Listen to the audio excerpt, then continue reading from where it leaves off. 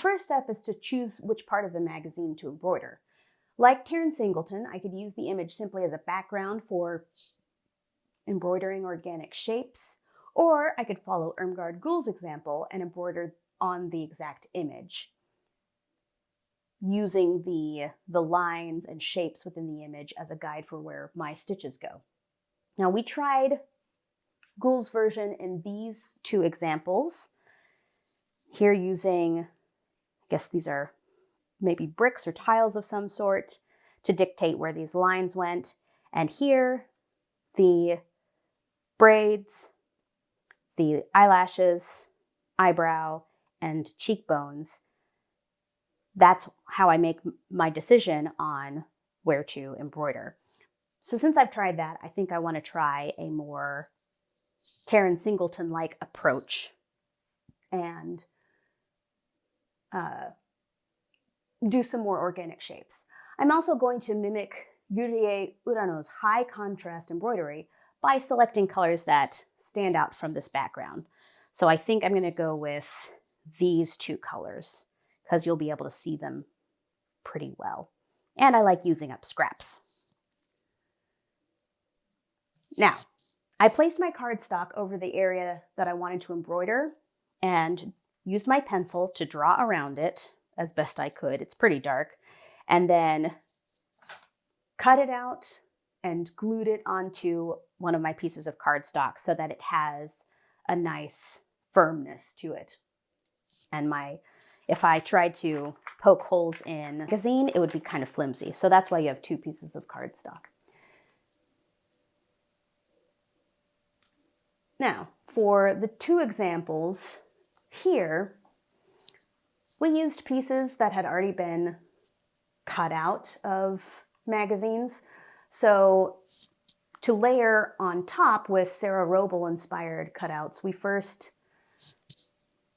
for the example here, cut this image into a circle, trace that circle onto the second cardstock piece, cut inside the circle, erase the markings, and then use that cutout, this piece, as a guide for where to glue the image to the background cardstock. And we embroidered the pieces separately before we glued them together.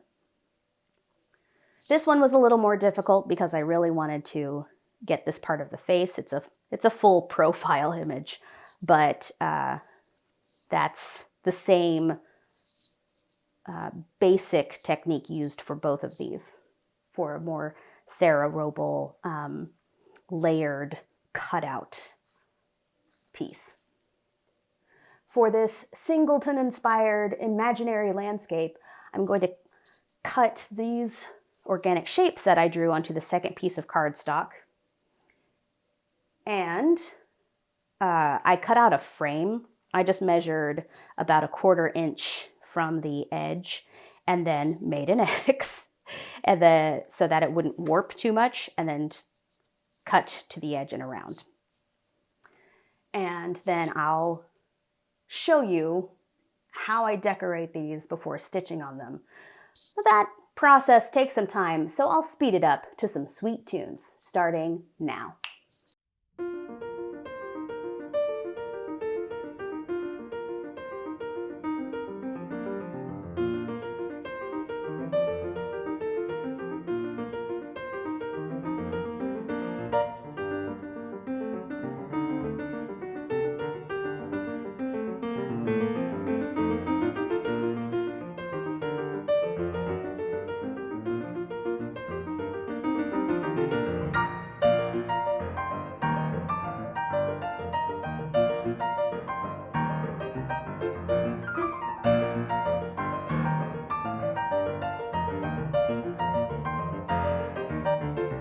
Now we're to the part that takes a little time and patience. So I'm going to speed up occasionally with some more sweet tunes. If you're going to follow these examples and do kind of a Sarah Robl inspired cutout effect, make sure you embroider your bottom layer first before you start puncturing and embroidering this cutout layer. As I said, I'm taking a slightly different approach. So I'm going to puncture and then embroider the organic shapes that I drew and decorated. And then I'll cut them out and show you how I attach them to the background and use them as an inspiration for what I embroider on the background. I'm going to use satin stitch, and I think I want to reflect Yulie Urano's patterns with some small random stitches that I'll draw out, but it's about to be just a series of making little holes on my cardboard background with a push pin. Here we go.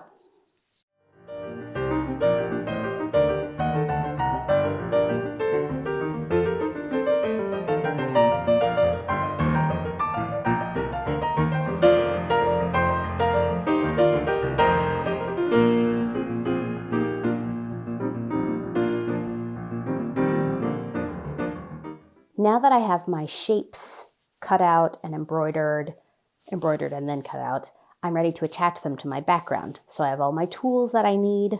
Again, I like to use a push pin instead of just the needle, which you can totally do it with just the needle, but the push pin does help to save your fingertips if you're doing a lot of tiny stitches like I did. So I think I'm going to do the one here. I'm going to use it kind of like a celestial, like a sun or a moon. And then say this is a body of water somehow. And this can maybe be a treetop and a maybe I don't even need this. Yeah, I like the shape a lot, so I'm going to save it for another project, but I don't think I need more than 3 of these. And I think 3 is a nice balance. Oftentimes in art or interior design, you'll see odd numbers of objects grouped together because if it's not symmetric, where you have, 1 of each or 2 of each of the same thing, then it can be slightly less appealing at first sight. I say this, Baroque art is full of examples where you have 2 objects that at first glance might appear the same, and then you look closer and one is different. But I'm going to use that rule of 3s here to justify my choice. All right, so now that I have my placement, I'm going to start by gluing them down just so that I know they're not going to move around when I am reinforcing them with some embroidery.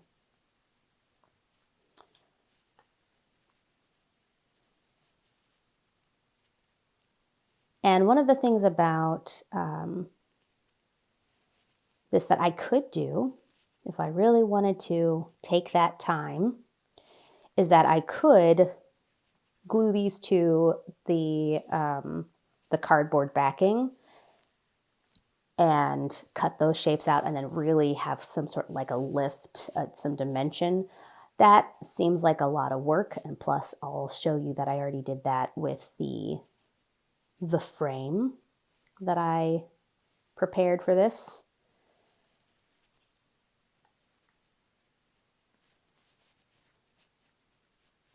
And the more stitches you have on the back of your shapes, the more likely it will be to attach with the glue.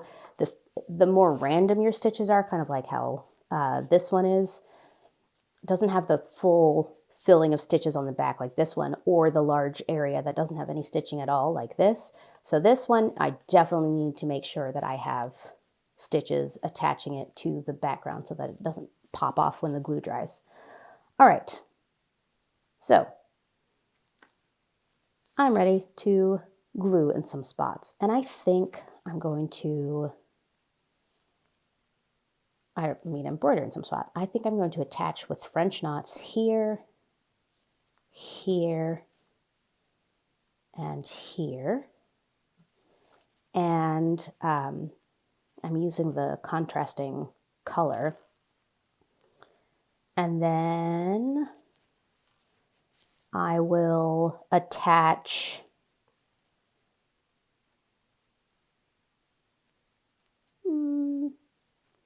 since this one has so many holes in it and I don't want to rip the paper, I'm going to be try to be cautious about where I add holes.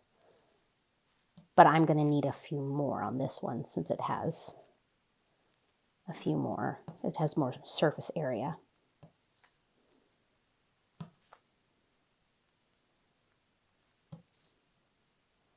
And I think I'm going to do all of these attaching stitches with French knots, just because I enjoy doing French knots. I think they're fun. And also I think I like the way it looks. And this one, I'm going to try to make it look like fruit. But since this one, I'm going to do it in the middle of these, you're going to see after I start speeding this video up, that I'm going to poke holes as I go. And I'm also going to change to my other color of thread. All right, here we go.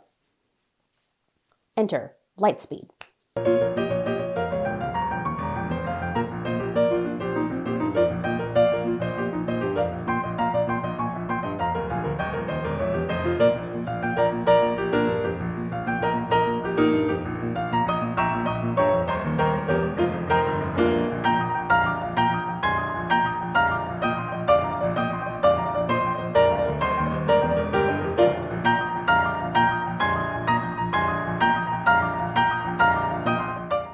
Ta-da! I am pretty proud of this. And now I'll show you how to attach the top layer. So if I go by my previous two examples that I showed you, I will get them out here. So these two previous examples, we had cut out the shape and embroidered on them first before gluing them down.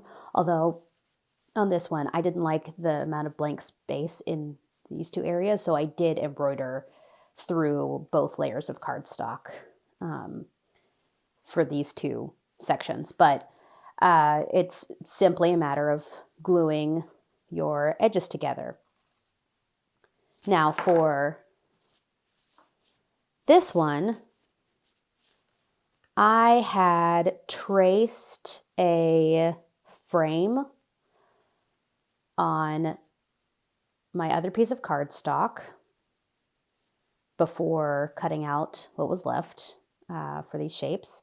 And then, because I wanted to add some dimension to it, here's my actual original piece of cardboard that I was using you can see the holes that I punched in it. So I traced my frame onto the cardboard, and then I went and I found a craft knife and I cut that section out so that when I glue it down, it's going to be a little bit taller than the rest of the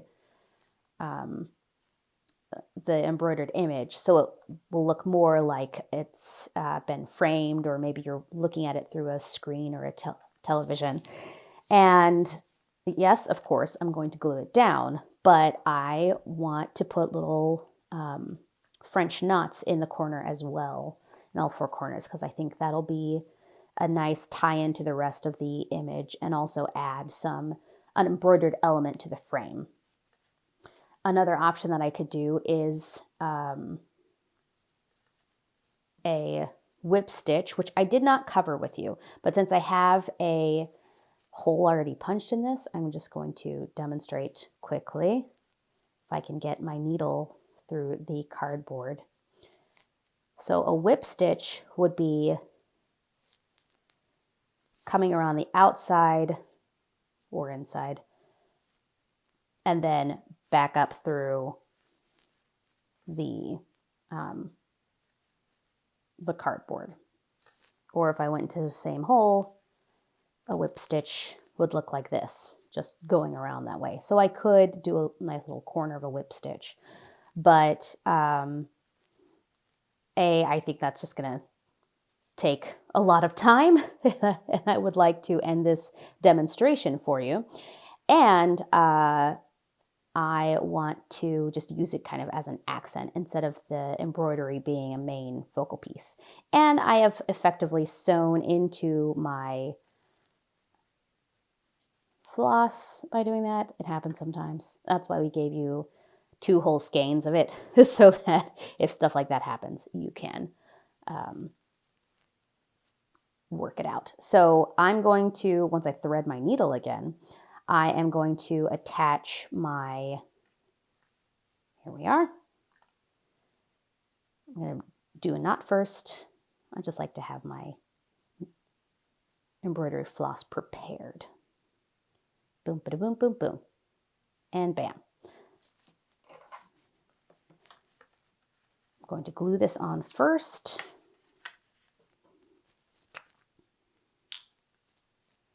And then I am going to poke holes all the way through the front and the back. And you might be saying to yourself, could I just put the background image directly on cardboard? And the answer is yes. It makes it much, much harder to embroider all the way through it and to poke all the way through it, especially if you're only using your needle to poke your holes and not a push pin. And if you use corrugated cardboard, that's the kind of cardboard you see in boxes, or where this kind of center area is a lot thicker, then your background image would be ridged. If that's an effect you like or want, go for it. But the cardstock is really there to get you started and to make things super simple and easy. But if super simple and easy is not your style, go off, you know. You make your own fun. All right. That glue, while it is still drying, I'm going to poke my hole all the way through. Get in there. Checking that it worked. And once everything is secure, I'm going to come and trim up these edges with my scissors.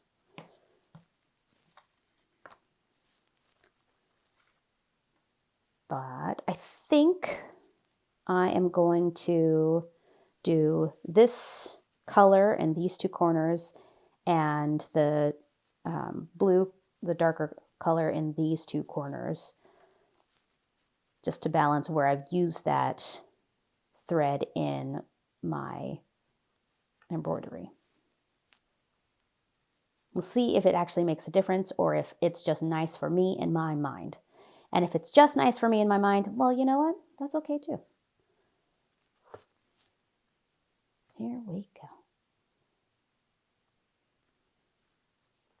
As you can see, I am struggling a little bit more to get my needle all the way through the cardboard, even though I've already poked holes in it. So that's why, if this is about, you know, options. This is about what could you do with your craft kit. Do I have it? Yeah, that'll stretch to the other end.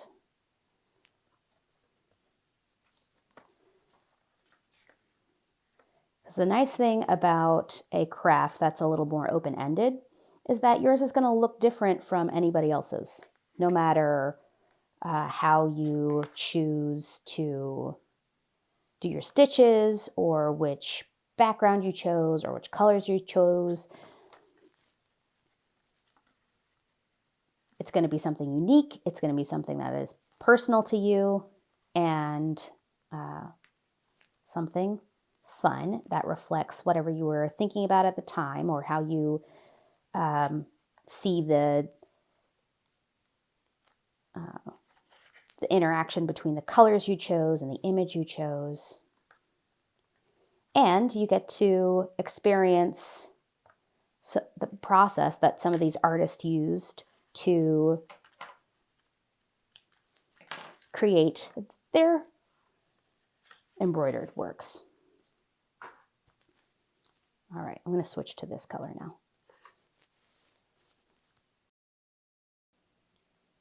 And here we have it. My finished product, my imaginary landscape that I am going to adjust that to an imaginary cosmoscape with my celestial background. That's what I did with it. What are you going to do with your craft kit?